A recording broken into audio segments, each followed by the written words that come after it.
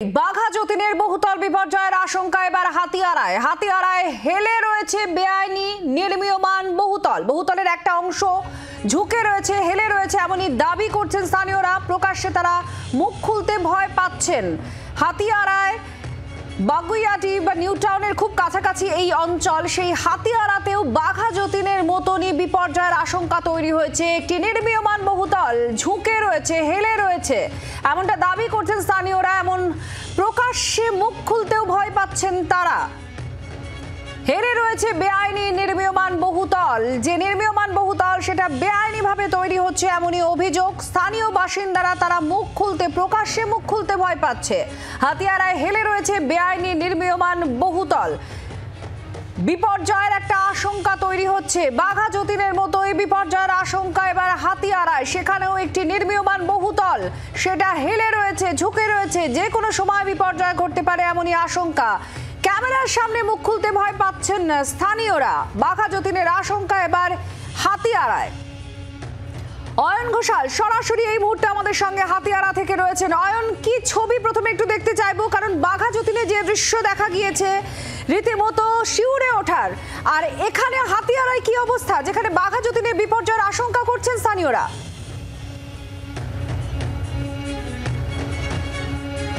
প্রথমে garden rich, তারপর সম্প্রতি বাঘা যতীন, এবং এই মুহূর্তে আমরা দাঁড়িয়ে রয়েছে বিধাননগর পৌরসভার 14 নম্বর ওয়ার্ডের হাতিয়ারা এলাকাতে। একটা 5 ফুট চওড়া রাস্তা। প্রথমত এই 5 ফুট চওড়া রাস্তার পাশে এত উঁচু বিল্ডিং তৈরি করার অনুমতি কিভাবে পাওয়া গেল তা নিয়ে প্রশ্ন তুলছেন স্থানীয় বাসিন্দাদের একাংশ।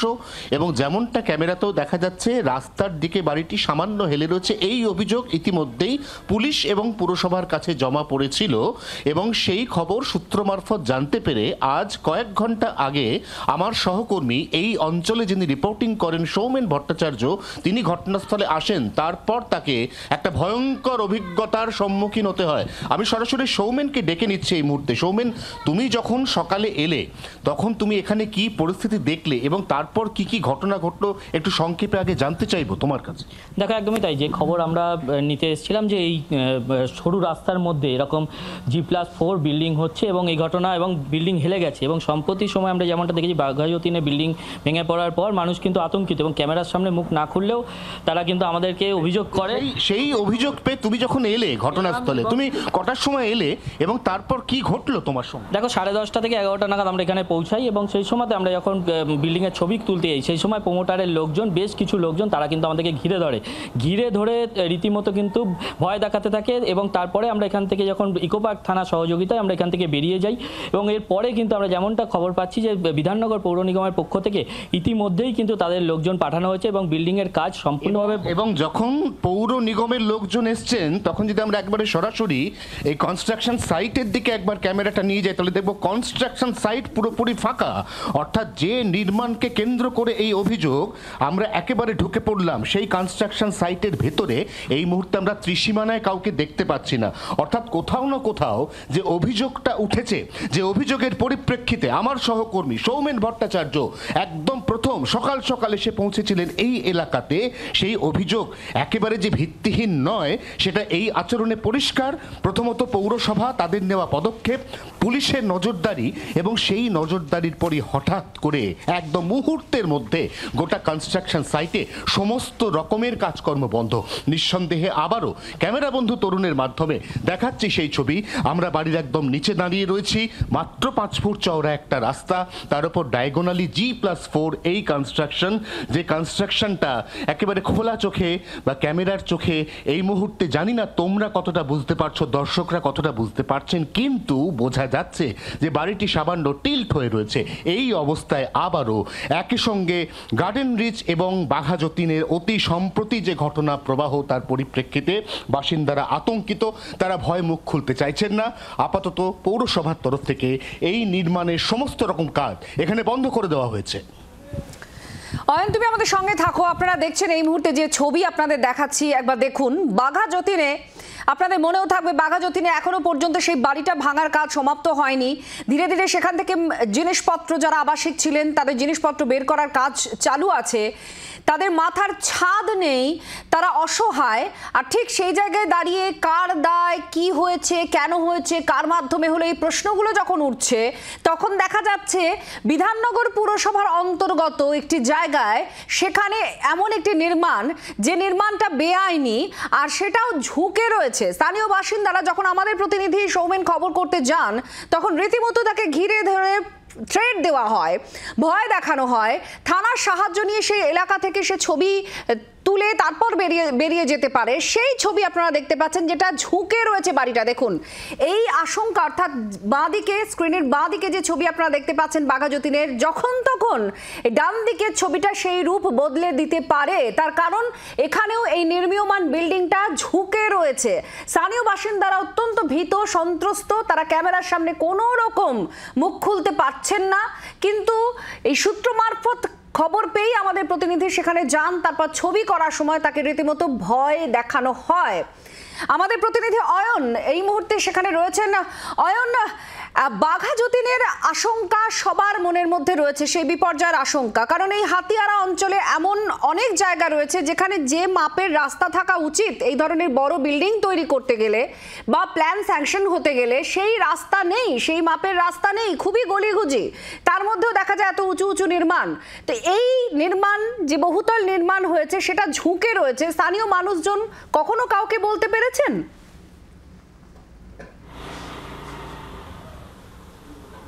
স্থানীয় মানুষজন তারা বলতে পারেননি। সাংবাদিক, আমার সহকর্মী সৌমেন ভট্টাচার্য একজন সাংবাদিক হিসেবে যখন এই খবরটি কভার করতে এসেছিল তখন তাকেই তো কার্যত এলাকা ছাড়া হতে হয়েছিল, পুলিশের সাহায্য নিতে হয়েছিল। এই অবস্থায় সাধারণ মানুষ মুখ খুলবেন এই গোটা বিষয়টা নিয়ে? আমার মনে হয় না। এবং তার থেকে যেটা গুরুত্বপূর্ণ বিষয়, কখনো তারা দেখেছেন, কখনো কোনো কিন্তু এই ইঞ্জিনিয়ার পুরসভার তরফ থেকে কেউ কি কখনো দেখার জন্য এসেছেন? কখনো তারা কিছু দেখেছেন, লক্ষ্য করেছেন? প্রশাসনের তৎপরতা চোখে পড়েছে?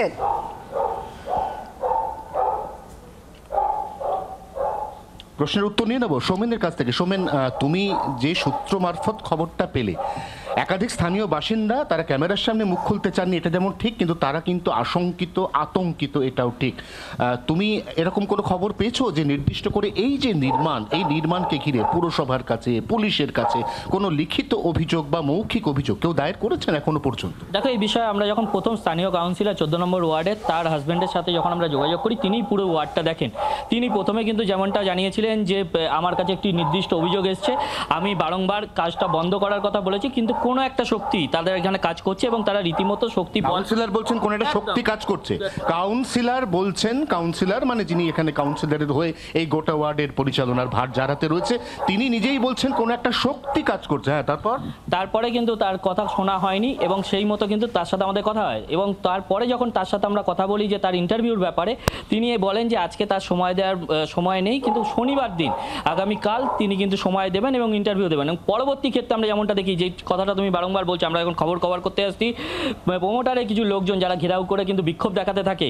এবং তুমি জানতে পেরেছো প্রমোটার কে, ডেভেলপার কে, কোন সংস্থা প্রমোটিং করছে? দেখো, এলাকার লোকজন কিন্তু প্রমোটারকে এবং সম্পূর্ণভাবে কিন্তু তারা কোনো বিষয় কিন্তু মুখ খুলতে চাইছেন না, তারা জানেন না। যেমনটা একটু আগেও যারা অফ ক্যামেরাতে বলছিল যে প্রমোটারকে তারা কিন্তু চেনেন না, এখানে বিল্ডিং এমনি হয়ে যাচ্ছে। কাউন্সিলর তিনি যেমনটা বলছে অদৃশ্য শক্তি কাজ করছে। এবং আমরা এই ঘটনার পর যখন পুরো বিষয়টি আসি, আমাদেরকেও রীতিমতো ধাক্কাধাক্কি করা হয়। এবং তোমাকে আমি আরও দেখাবো যে এই বিল্ডিংয়ের পেছন দিকে যদি ভৌগোলিক অবস্থা দেখানো হয়, সেখানে কিন্তু এখনও পর্যন্ত রীতিমতো জল জমে রয়েছে। এখনও সেখানে দাঁড়িয়ে সেরকম জায়গায় একটি G+4 কী করে অনুমতি পাওয়া গেল? কারণ কর্পোরেশনের পক্ষ থেকে কিন্তু ইতিমধ্যেই জানাচ্ছে যে কোনো রকম কিন্তু বৈধ অনুমতি নেওয়া হয়নি, এরকমটা জানানো হচ্ছে এখনো পর্যন্ত, যেমনটা আমরা জানতে পাচ্ছি। এবং কর্পোরেশনের লোক আমরা দেখতেও পাচ্ছি সোমেন, শুধু মুখে বলার কথা নয়, আমরা দেখতে পাচ্ছি একটা স্কুল রয়েছে এখানে, ইন্দ্রগোপাল স্কুল, এখানে খুব বিখ্যাত স্কুল, তার পাশে একটা জলাজমি। এবং সেই জলাজমি, আমি যদি এই বাউন্ডারি ওয়াল, তরুণের কাছে অনুরোধ থাকবে, এইটা হচ্ছে এই ফ্ল্যাট, নির্মীয়মান ফ্ল্যাট, তার বাউন্ডারি ওয়াল, ঠিক তার সামনেই তো পুকুর। সেই পুকুরের একটা অংশ বুঝিয়ে ফেলা হয়েছে, একটা অংশ এখনো পর্যন্ত পানা পড়ে রয়েছে, অর্থাৎ জলের অস্তিত্ব রয়েছে। অর্থাৎ এটা যে একটা জলাভূমি, এ সম্পর্কে কণামাত্র সংশয়ের কোনো অবকাশ নেই। এবং আবারও বলছি যে প্রথমে প্রথমে গার্ডেন রিচ এবং তারপর বিশেষ করে বাঘাযতীন, সেই একই ঘটনা, সেই জলাভূমি, তার উপর নির্মাণ, সেই নির্মাণ একদিকে হেলে যাওয়া।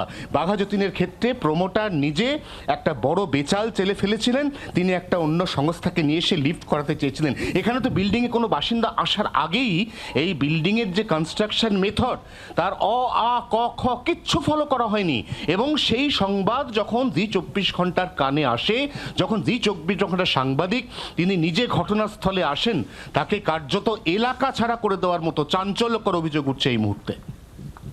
একেবারেই আপনারা দেখছেন, আমাদের প্রতিনিধি তুলে ধরছেন এই মুহূর্তে যে একেবারে জলা জমি, সেই জলা জমির একটা অংশ বুঝিয়ে ফেলা হয়েছে এমনই অভিযোগ, আর একটা অংশ দেখা যাচ্ছে সেই বুঝিয়ে ফেলা অংশের ওপর দিয়েই এই বেআইনি নির্মাণ হয়েছে, যেটা আবার ঝুঁকেও রয়েছে। যে কোনো সময় বাঘাযতীনের মতো বিপর্যয় হতে পারে। আতঙ্কিত এলাকার মানুষজন, কিন্তু ক্যামেরার সামনে তারা ভয়ে মুখ খুলতে পারছেন না। এমনকি আমাদের প্রতিনিধি যেটা জানালেন, স্থানীয় কাউন্সিলর, তার কাছেও তিনি গিয়েছিলেন, এই বিষয় নিয়ে তিনি অবগত, কিন্তু কোনো এক অদৃশ্য শক্তি এদের পেছনে কাজ করছে, সেই জন্য কিছুই করা যাচ্ছে না বলে দাবি করা হচ্ছে কাউন্সিলরের তরফ থেকে।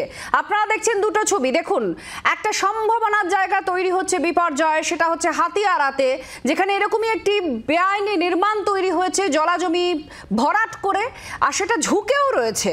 আর একটি বিপর্যয়, একেবারে সর্বশান্ত দিশাহারা এখানকার মানুষজন। আজকে তাদের যত আসবাবপত্র আছে সেগুলো বের করার কাজ শুরু করা হয়েছে।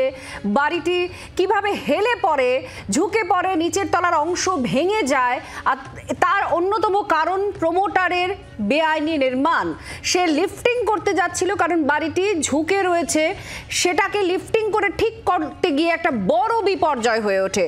ছাদহীন হয়ে পড়েন এই পরিবারগুলো। এই অসহায় পরিস্থিতির দায়ী কে, তদন্ত কিভাবে এগোচ্ছে, কারা এর ভাগিদার হতে পারে, এই এত বড় বিপর্যয়ের শরিক কারা, এরকম নানান প্রশ্ন, আলোচনা, চর্চা চলছে। কিন্তু আখেরে কিছু মানুষ তারা ছাদহীন হয়ে গেলেন, আশ্রয়হীন হয়ে গেলেন। আর সেরকমই একটি ঘটনার সম্মুখীন হতে পারেন হাতিয়ারার এই ফ্ল্যাট যারা বুক করে রেখেছেন, বা ফ্ল্যাটে যারা উঠবেন বা বাসিন্দা হতে পারেন, কারণ এই আবাসনটি ঝুঁকে রয়েছে, হেলে রয়েছে, নির্মীয়মান একটি ফ্ল্যাট এবং বহুতল নির্মাণ করা হয়েছে জলাজমি বুঝিয়ে, এমনটাই অভিযোগ। স্থানীয় কাউন্সিলরকে প্রশ্ন করা হলে তিনি বলেন যে একটা অদৃশ্য শক্তি এদের পেছনে কাজ করছে, অর্থাৎ তিনি জানেন কিন্তু রুখতে পারছেন না। তিনি এটাও বলছেন যে কোনো রকম কোনো প্ল্যান নেই এই বিল্ডিংয়ের, অর্থাৎ বিধাননগর পুরসভার অন্তর্গত এই ওয়ার্ডে, হাতিয়ারের এই অঞ্চলে একেবারে 5 ফুটের থেকেও কম এই 14 নম্বর ওয়ার্ডের এই রাস্তা, তার উপরে এত বড় একটা বিল্ডিং তৈরি হচ্ছে, যেটা জলাজমি ভরাট করে তৈরি হয়েছে, আর সেটা আবার ঝুঁকে রয়েছে। যখন তখন ঝুঁকে হেলে থাকা এই বিল্ডিং বিপর্যয়ের মুখে পড়তে পারে, ভেঙে পড়তে পারে। স্থানীয় মানুষজন অত্যন্ত আতঙ্কে রয়েছেন, তারা প্রকাশ্যে মুখ খুলছেন। আমাদের প্রতিনিধি অয়ন ঘোষাল এবং সৌমেন দুজনেই সেখানে রয়েছেন। আমি অয়নের কাছে আবার চলে যাব। অয়ন, তাহলে অবশেষে কি হবে? কোনো রকম কোনো পদক্ষেপ প্রশাসন কি করতে পারে? কারণ আমরা দেখেছি মেয়র ফিরহাদ হাকিম যখন কলকাতা পুরসভার ভেতরে এরকম গার্ডেন ব্রিজ, বাঘাযতীন একের পর এক ঘটনা ঘটছে, তিনি বলেছেন ঠিক কি কি করণীয়, কি কি করার দরকার রয়েছে। এক্ষেত্রে সেরকম কিছু প্রত্যাশা করছেন স্থানীয় মানুষজন? কিছু বলতে পারছেন তারা? নিঃসন্দেহে প্রত্যাশা তো থাকবেই, কারণ ফিরহাদ হাকিম শুধুমাত্র কলকাতা শহরের মেয়র তো নন, তিনি রাজ্যের পুরমন্ত্রীও বটে। এবং তিনি বলছেন তিনি তার ফুল টিম, তার ফুল উইং, সমস্ত বিল্ডিং ইন্সপেক্টর তাদেরকে ইনভলভ করবেন, যাতে তারা 15 দিন অন্তর অন্তর এই কলকাতা শহর এবং শহরতলির বিভিন্ন এলাকায় ঘুরে ঘুরে এরভাবে কোন বিল্ডিং কনস্ট্রাকশনের দিক দিয়ে ফল্টি, কোন বিল্ডিং কিছুটা হেলে রয়েছে, কোন বিল্ডিং বিপজ্জনক, ভেঙে ফেলা দরকার কিন্তু সেখানে এখনো পর্যন্ত বাসিন্দারা রয়েছেন, এই প্রত্যেকটা জিনিস স্ক্রুটিনি করে দেখার জন্য ইতিমধ্যেই তিনি বিল্ডিং বিভাগকে একটা রোটেশন বা একটা রুটিন বেঁধে দিয়েছেন, যেখানে 15 দিন অন্তর অন্তর এক একটি পাড়ায় ঢুকে তাদেরকে সমস্ত পরিস্থিতি খতিয়ে দেখতে হবে এবং অনলাইনে রিপোর্ট সাবমিট করতে হবে, ছবি বা ভিডিও সহ। এই অবস্থায় দাঁড়িয়ে এই বিল্ডিংয়ের কথা ইতিমধ্যেই যেহেতু বিধাননগর পুরসভা জেনেছে এবং এখানে কাজ বন্ধের নির্দেশ দিয়েছে, অতএব পুরমন্ত্রী হিসেবে অবশ্যই এই রিপোর্টটা ফিরহাদ ববি হাকিমের কাছে জমা পড়তে চলেছে, এমনটা আশা সাধারণ মানুষের। এবং সেই অনুযায়ী এখানে আগামী দিনে কি ব্যবস্থা নেওয়া হয়, এই যে নির্মাণ কাজ, এটা কি সত্যি বন্ধ হয়ে যায়, নাকি এই নির্মাণ কাজ আর 2 থেকে 3 দিনের মধ্যে আবার তার নিজস্ব ভঙ্গিমাতে এখানে ফুল ফ্লেজেড কনস্ট্রাকশন চালিয়ে যেতে থাকে? অবশ্যই আমাদের নজর রাখতে হবে, আমাদের আমাদের নজর অবশ্যই থাকবে যে কি হয়, কারণ বাঘা যতীনের মতো বিপর্যয় সম্মুখীন হতে হয় এই অঞ্চলের মানুষকে, নাকি যে সংশ্লিষ্ট কর্তৃপক্ষের তরফ থেকে বা মেয়র ফিরহাদ হাকিম যেটা বলেছেন যে একটা ইন্সপেকশন টিম বিভিন্ন জায়গায় যাবে, পুরমন্ত্রীও তিনি, সেক্ষেত্রে এই হাতিয়ারায় ঠিক সেই ধরনের কোনো ইন্সপেকশন টিম আসে কিনা, তারা নজরদারি করেন কিনা, পরবর্তীতে কি হয় আপনাদের আমরা পুঙ্খানুপুঙ্খ দেখাবো। বাংলার আওয়াজ, বাঙালির আবেগ, জি 24 ঘন্টা।